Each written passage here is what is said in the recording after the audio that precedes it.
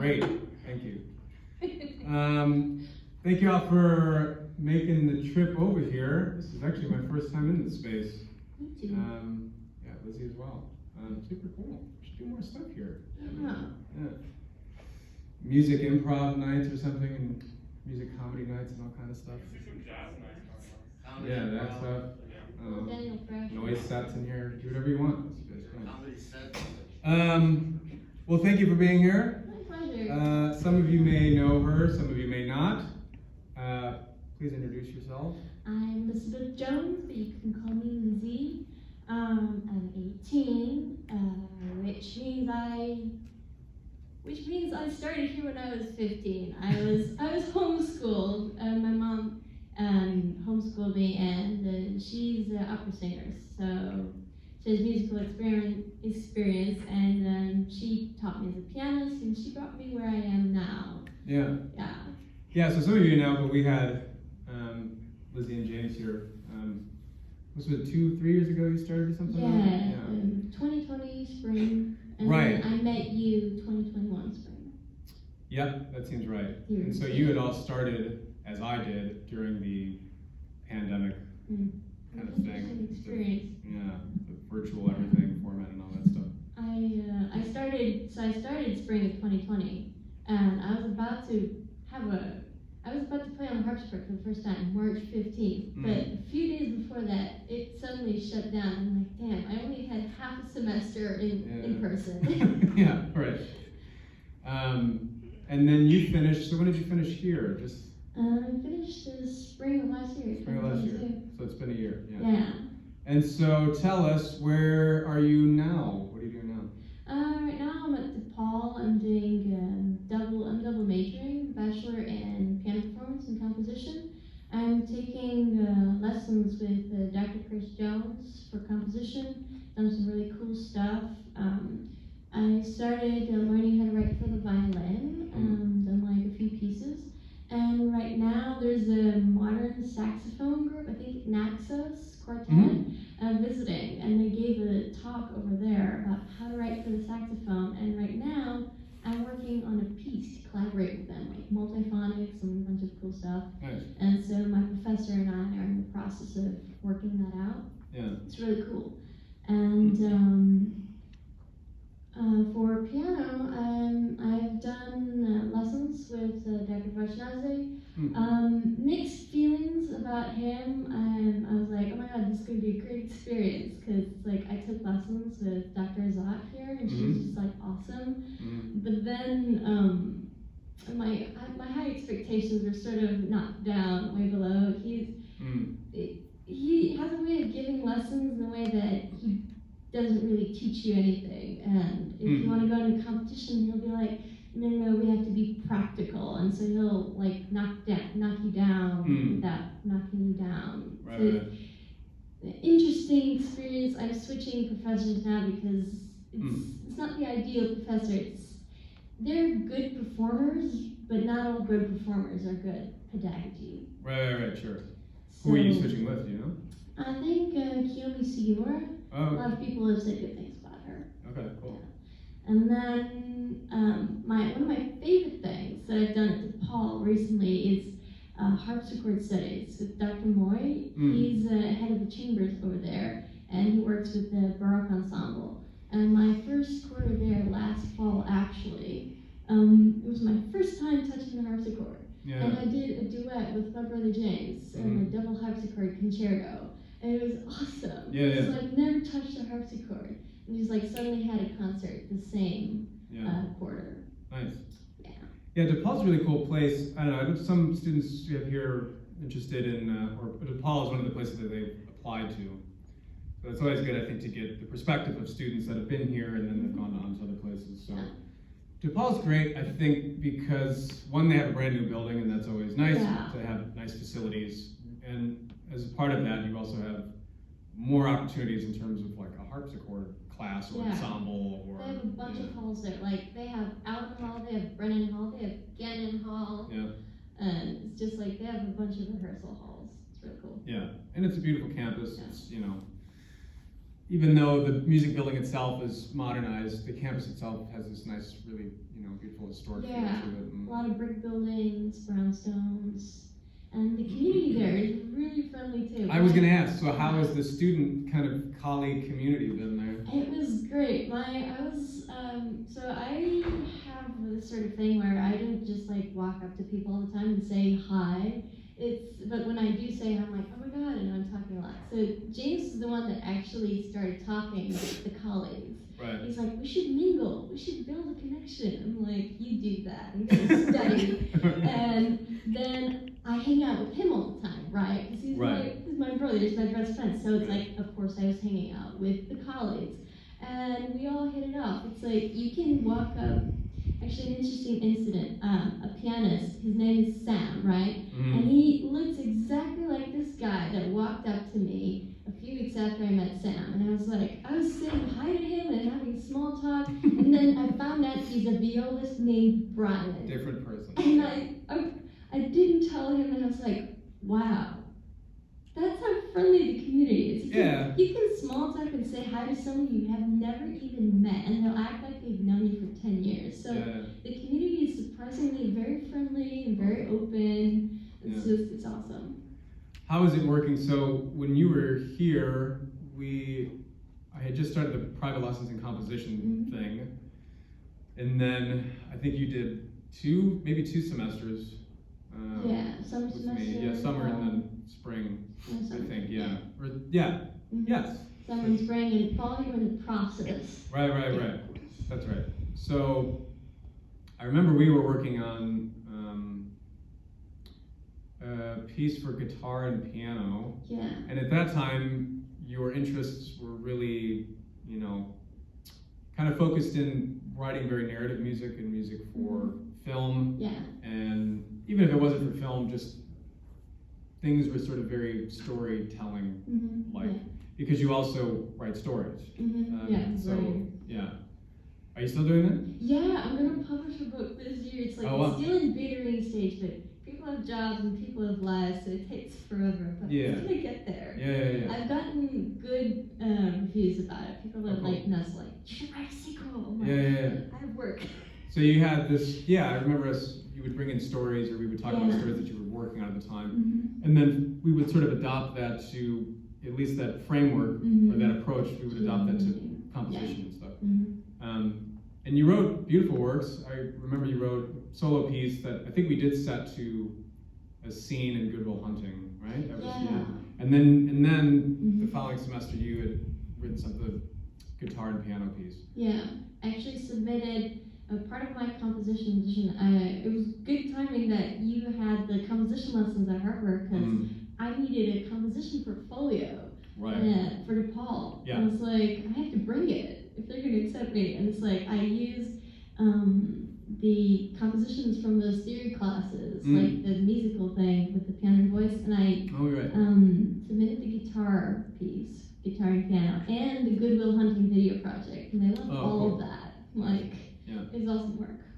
Yeah, and that was, in the theory courses here, of course, there's opportunities to compose pieces and have live musicians perform them. Although, of course, those are normally, rooted in exemplifying ideas that we discuss in the class. And so students are a bit restricted in terms of creatively restricted, I guess. And so the benefit, I thought, and it's good to hear you say that, but the benefit of having the private lessons in composition is that it then gives students the opportunity to write whatever they want, and then depending on the instrumentation and setup, we can work on trying to get performances of it and that kind of thing. And then through that, if students are interested in especially studying composition, then they have at least 3-4 works that they can give and present at least what their interests are at that time. Will your interests change? Probably. But at least, prospective schools get a perspective of what you're, working on. How is it working with Chris Jones, who's the composition? I think he's the chair of the comp department. He is. It was an awesome experience. So I worked with you, right? And like you said, we were. It was very storyline telling. And when I came to him with like this background, he was like, okay, we need to add some more stuff here. He that he keeps like drilling with me is putting a lot of thought into everything. So I would, the first lesson, he was like, okay, so we're writing for violin, you should learn new instruments. Come back here with like 50 ideas, and I came back with 62, and we talked them over. What does that mean, idea? Like just little phrases? Little phrases, okay. yeah, for violin. Yeah. And some were violinistic, and a lot of them were pianistic. Right, so, right. like, no surprise there. And right. Some of them, he asked me, okay, why did you do that? Why'd you make that rhythm? And I would be like, I would stare at him with crickets in my head, like, I just did. It sounded good. Right. And he's like, we need to change that. It's like, you need to have a reason for putting the note there, and why do you make it that rhythm? Why is it that note? Why do you put that note next? Right. And a lot of things about open phrases, closed phrases, structuring pieces. Like if I do an ABA piece, the B section should be related to the A piece. Sure. And we'd look at scores of Bach and Beethoven, and at one point I was like, I bet Beethoven didn't have to do all of this. And then he showed me his sketch, and like, yes, he did have to do all of this. Yeah. I'm not the only one. Right, yeah. So it was interesting to see a different approach. And I don't think I'm always going to compose very detailed and have a reason behind everything. Right. But it's good to have a variety of compositional perspectives. Yeah, I think it's, my first composition mentor was Marcus Balter, and he was initially very much like similar. Every dynamic, every articulation, everything you put on the page should have some intention and purpose behind it, which was cool because it got me into working with systems and creating my own systems, whatever that means at the time or on the piece. And then over time, I kind of pulled away from that more and more because you start to find your own aesthetic and interests and sounds and things that work. And then it becomes more stream of conscious, and then you can trust that maybe a little bit better, and you don't have to have like, well, why is there an eighth rest here? Just like, because I want there to be. Sort of like Sherlock Holmes. He has this intuition that he can trust because he's like trained himself. So it's now it's the smart intuition that you can listen to a split second. Right. It's like one day I was doing math and I was like, oh, it's that answer? I came to that so quickly. It can't be. So it's like when you're in any art and you just like you've had the experience, and one day it'll be like it'll just come like that, and you won't believe like that's the answer. It's that simple. Yeah. So you in a second here will play a piece, solo violin, short piece, etude-like piece, solo violin piece from you. And when did you write this? I wrote this last quarter. I wrote a short composition for violin, and then I wrote this one, the second one, and it was composer's forum coming up, so I had to find a violinist to perform it. And what is that, composer's forum? It's kind of like what we have here sometimes, what they had, but they have it every quarter. And so you're just kind of like playing. They have people find performers, and they have like a little concert, but it's all music from composers like DePaul, which is really cool. Oh, cool. Okay. And it's like you can constantly put something out there. And so that's coming up like next week. So I was like, hey, I need a violinist. And Dr. Jones is like, oh, my daughter's a violinist studying here. And I just worked with her last week, and she said, it's very violinistic. I'm like, thank you, it's my first piece. Yeah, that's what that's the recording, it's her playing. Okay. And so it was under the same formulaic method. I came up with this melodic scale-ish. It goes up melodic, and it comes down the same way. I don't lower the 7 to 6 anymore, so it sounds kind of new. Okay. And when I brought that over, I was like, hey, I heard Hans Zimmer doing some stuff like this in Pirates of the Caribbean.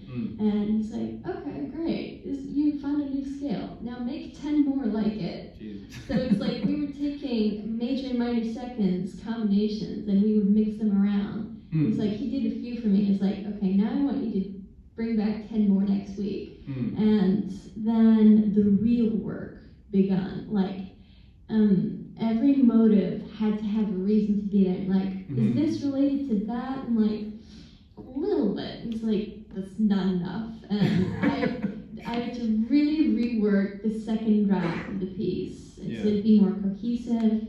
And sometimes it sounds pretty Bartok. It sounds a lot like Bartok. And then sometimes it just sounds like me. Yeah. So it's a lot of interesting stuff.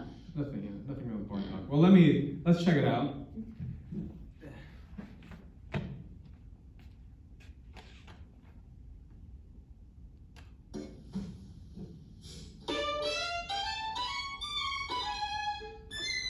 Let me preface, because I don't know, I always like this.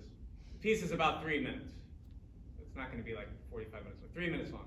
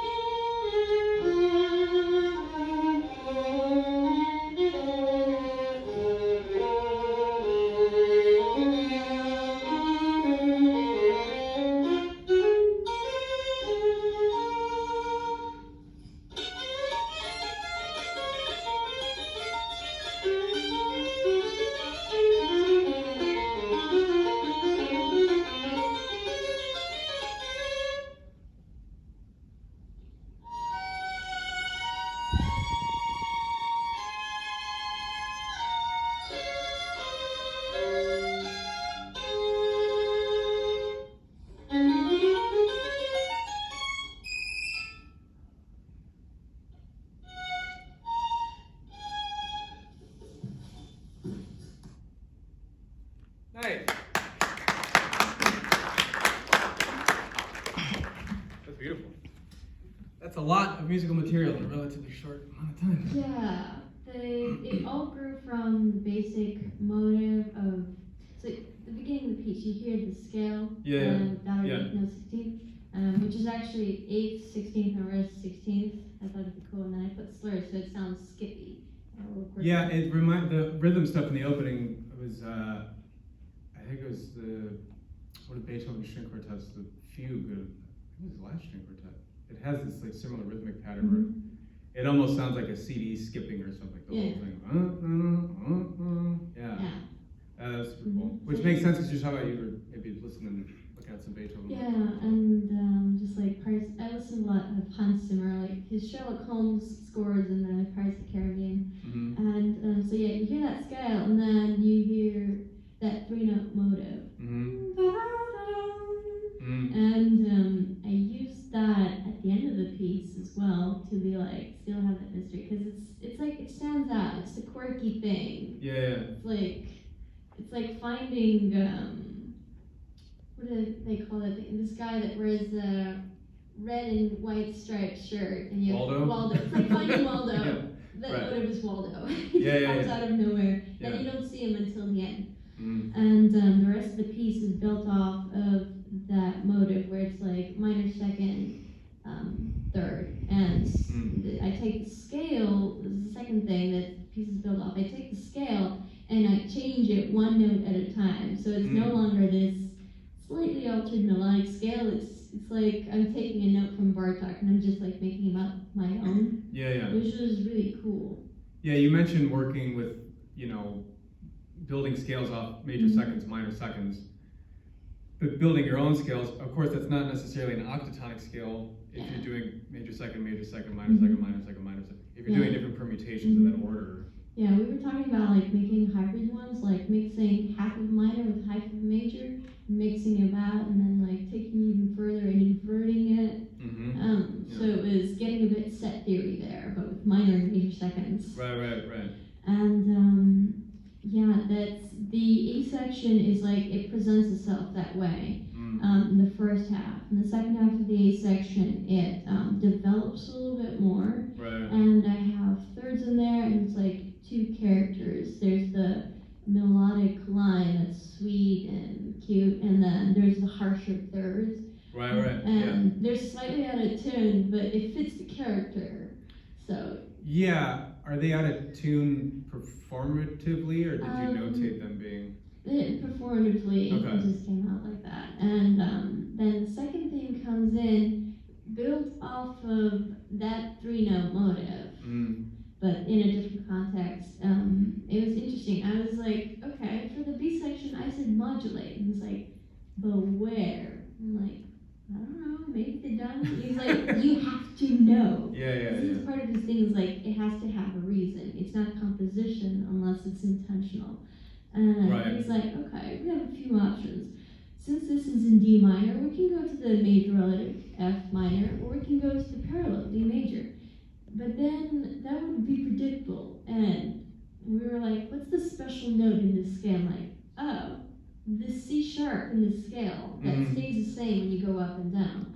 And I was like, okay, I can modulate to C sharp major. And he's like, you sure you want to torture them with all those sharps? I'm like, perhaps. D flat major. Okay, I see. And it's like, it was like pulling up, and so I'm playing this Schubert impromptu, and he does some crazy stuff with modulation. He starts in A flat minor, goes to the relative major, C flat major, pretty kosher.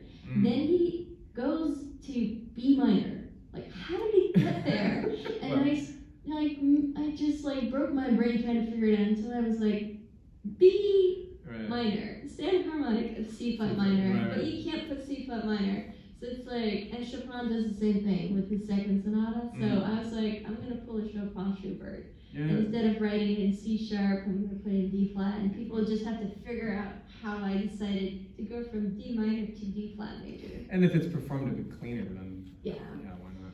And, so do you have any big, like larger works that you're working on at all coming up?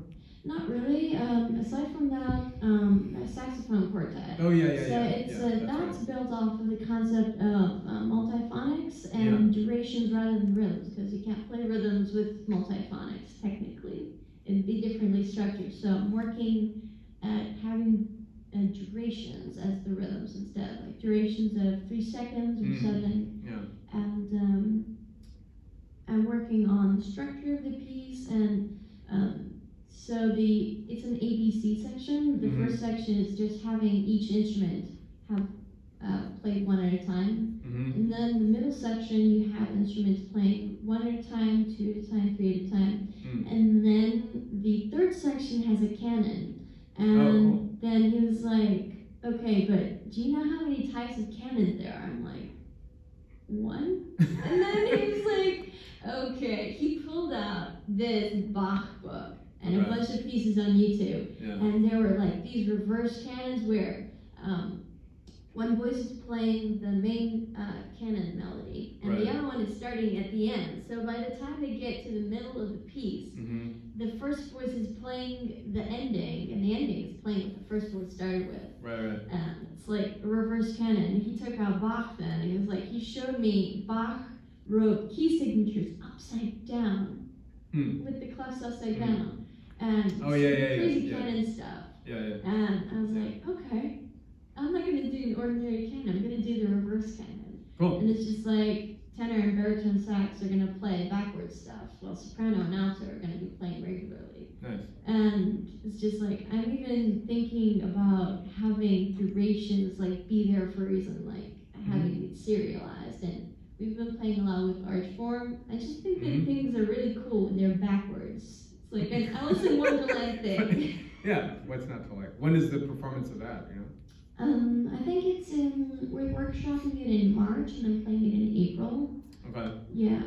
And I'm almost done with it. I just have to put pen to paper. It's like another thing that he does, like you have to plan all of it out. Yeah. And then you put first and second draft on paper, which you write it down. Right. And then third draft, you can start putting it in the computer. Yep. Which I think is also wise. Like I read that John Williams, he does it old school. He writes all his scores by hand, pencil and paper. Yeah. Which sounds good. Yeah. Although these days I'll write a melody and give it to the crew and say, build this out.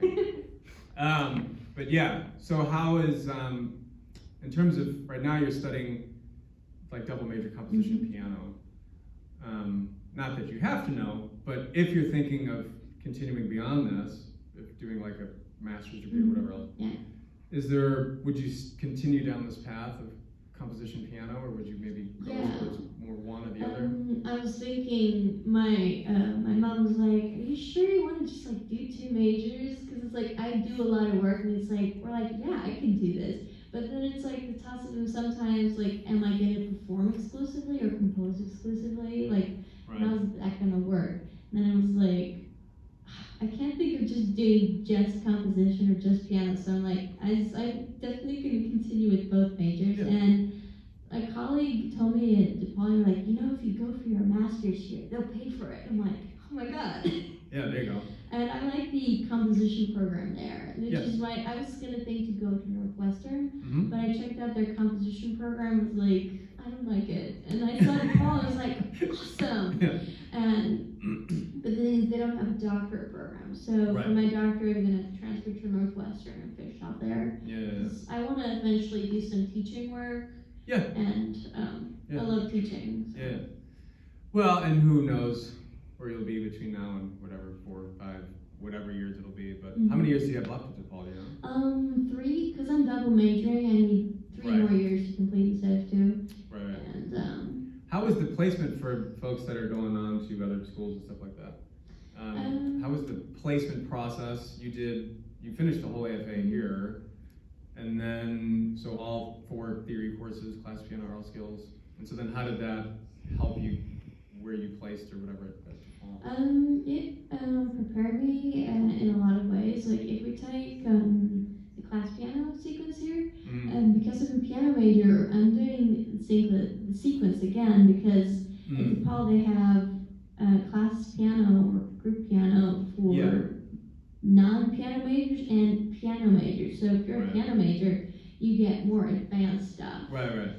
So in the classes prepared me for that. So it's like I still kind of know my way around. And it's like I'm going through the material once or twice, and I go to the exam. Yeah. And they do technique here. When you take piano lessons, they make you do technique exams. But over there, they don't do it, and they have you do it in group piano. Okay. So that's a little shift. Yeah. Function. Music history sequence. So like 6 courses for music history, but here they just have 1, and that transferred everything. It's like I didn't have to take 6 courses. Yeah. Wow. Yeah, and I heard that it was like the theory and the history courses were together, weren't they? Here? At DePaul. I think they used to be. Yeah. I know they recently restructured stuff. They restructured it, so it was all fine. And oral skills pretty well. And Theory is interesting though because so I emailed Chris Jones and he was like, okay, we're gonna do a short assessment. He sent me a link to a test which is like very easy, like fundamentals of theory level. And then he's like, okay, now we're gonna meet over Zoom. And I introduced myself. I told him my experience, and then he was quizzing me without me knowing it. He was just like, so what sort of stuff did you go through and learn in theory before you came to DePaul? And I was like so excited. I was telling him all these things that I learned. And then at the end I was like, oh my God, he just gave me a test. Yeah, right.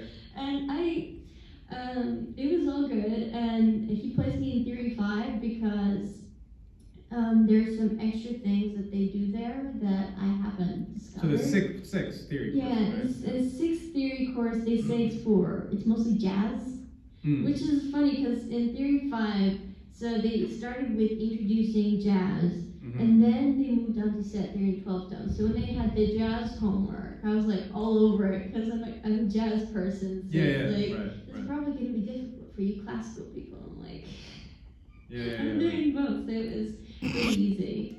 Yeah, DePaul, I remember when I was a young person, when I was going back to school, I was interested in a few schools, and I had a meeting with DePaul, and they were like, well, do you want to study jazz or classical music? And I was like, well, I'd like to study both. And they're like, yeah, but you have to pick one. And I was like, well, I don't. And then they were like, you also have the audition process is you have to prepare a piece, and then you have to sight read a piece, and then they were like, well, what's your instrument? I said, well, I play guitar, but I'd actually really like to study piano. And they're like, well, you're gonna play guitar. And I was like, I don't understand. So I know they restructured everything not too long ago, and then they pretty recently restructured things again. And I think especially with Chris being there, he's done some really great things. And he has, I don't know if you've listened to his music, but his music, I love his music. But even though he has his own aesthetic and approach, he doesn't necessarily enforce that onto his students. It's not like all of his students have the exact same sounding music as him, which sometimes happens. About it. Like every week we have studio class. So when I was here, it's like almost every week we have piano rep class. And over there, they have something similar, but it's every week, and it's called studio. So if you're like majoring in piano, you go there and you play every week some stuff. Right. And if you're a composition major, you'll be going there and you'll be taking turns presenting stuff. Like one week, one student will present this, and you have a sign-up sheet, and you have to present something at least once every quarter. So it's like you're constantly seeing everybody's work. Yeah. And you're practicing presenting stuff. And they're like, next quarter, they're going to have us create composer's website. Oh, they're teaching us things like, this is how you market, this is how you get into composition competitions and festivals, call for scores and everything. I should go to school there. Yeah, I didn't, I wish we had more of that. It was very, figuring that stuff out on my own or with friends of mine, figuring that out was such a thing. And luckily my mentor was like, you should do this festival, you should, and I was like, I don't know what that is. And he was like, yeah, you should just do it. And then it ended up being like, oh, this is a really cool thing or something. But that's awesome that they're teaching you about, I mean, because you're essentially marketing yourself if you're a composer or performer all the time. And it's like, they're like, go to concerts, talk to people. And it's like, I went my last semester that I was here, I went with my colleagues to CSO, and we saw like this Beethoven thing. And then a few weeks later, Muti was doing this thing with the Young Performers Orchestra, and we got to see a rehearsal live. And it was cool. I got to see how he worked. And afterwards, my mom was like, so did you talk to him? I was like, who? Ricardo Muti. I'm like, you can do that? He's like, this is a rehearsal. Of course you can do that. And then my professors even, they were like, yeah, you can actually walk up to musicians at concerts and talk to them. Because in the end, we're all musicians. And like, that's how you make connections and network. Because one time, a musician would be coming to me like, hey, can you compose this? And I actually had that experience here while I was still studying here, my last semester. Aiden, the trumpet, he came up to me and James, and he was like, "Hey, do you guys want to? Since you guys are composers, do you want to compose some new pieces for me and just like Yeah. keep me up?" And we had a little competition That's actually right, between yeah. Claire, James, and me, and Yeah. it was my first experience being commissioned as a composer. Yeah, right. Yeah. So I remember that. Yeah. a little bit of experience with that. So Yeah, it's yeah. cool. Well, for the sake of time, so we heard a composition of yours, which is only a fragment of your ideas, but we heard a piece of yours. You have a piano piece to perform for us, yeah? What are you going to play for us? Schubert Opera 2, I think it's Opus 90, number 4, A flat major. Okay, cool. I mostly remember the keys, and then recently when you go to studio, they're like, "What are you playing?" And you have to say the number and the opus and the title. And like, I just know the keys so I can analyze this. Yeah, right. But yeah, I think that should be about right. Cool. Well, perform for us. We'll talk a little bit at the end.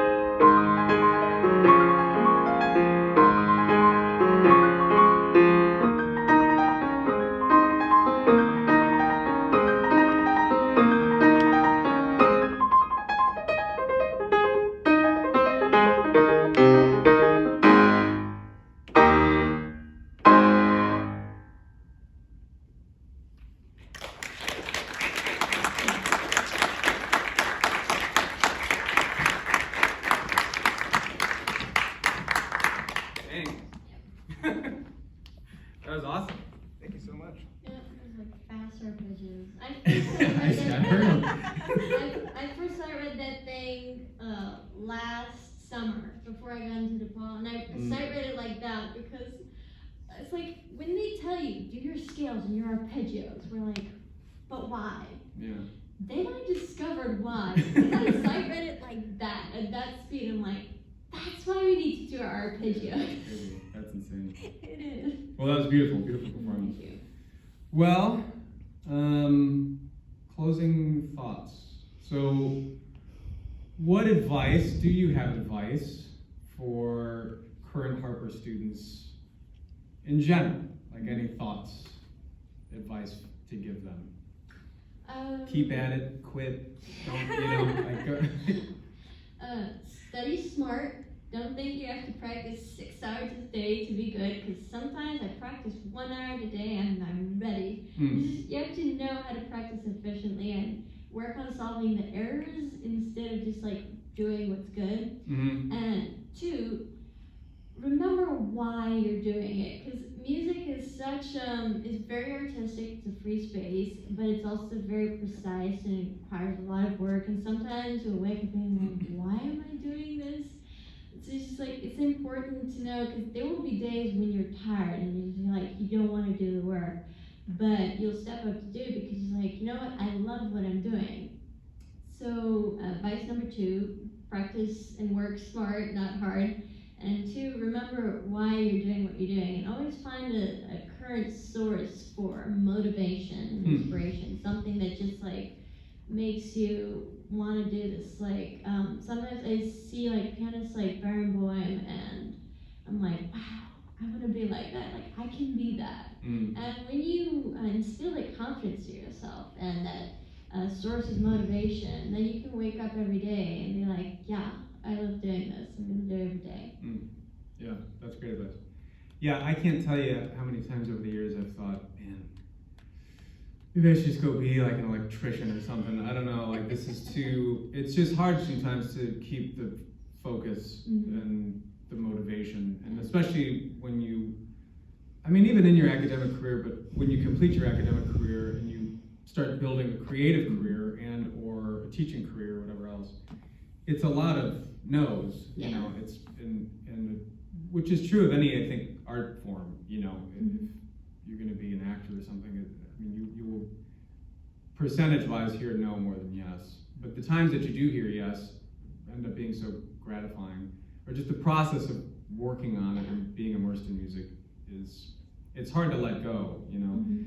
And yeah, I agree with you, sometimes, especially in an academic experience, things can seem very sort of rigid and regimented, and I think a lot of students coming in that have had some musical involvement, whether they play an instrument or they've been working in software or whatever else, they're maybe used to working on things at their own pace, especially if they're self-taught.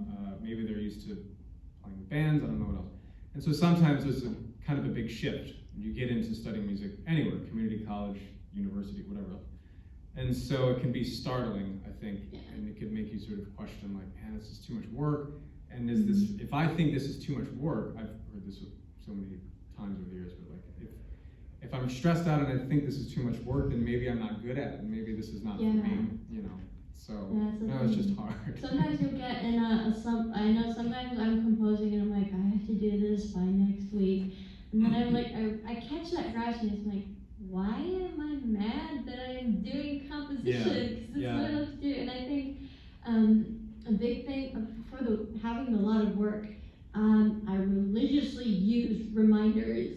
And I think like, okay, what's the priority? It's like I have like 5 or 10 things to do Wednesday. By some certain time of the week, I'm like, oh my gosh, I have so much to do. What am I gonna do? And then I'm like, what's the first thing what's the first thing to do? And it's like, people are like, take it one day at a time. I'm like, take it 1 hour at a time. Let's do the very next hour. And it seems to calm down. You're like, when you sort by priority. And then you're like, you commit, like, I'm gonna sit here 1 hour and write this essay or write this project. And like, you put your favorite music that motivates you and gets you in the groove, and you just like, then the work is done. And put reminders. Yeah. Put reminders. It's like, it reminds you to do stuff, and it's also very satisfying to just be like, put the check mark. Right. I don't know why. Yeah, because you accomplished something. Yeah. And then just like something big that's I realized at DePaul, I found myself like in the grind, doing work all day, every day, and then just like crashing. And then I started catching myself in just like this work mindset.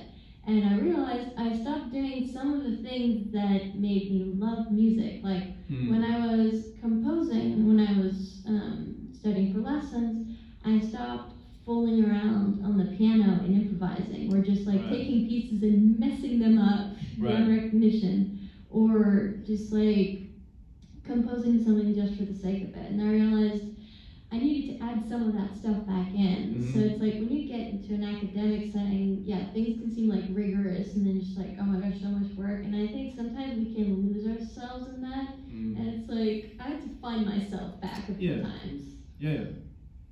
Last question that I have, what advice do you have for students that are thinking of transferring to a different school? Like anything they should watch out for, be mindful of, consider?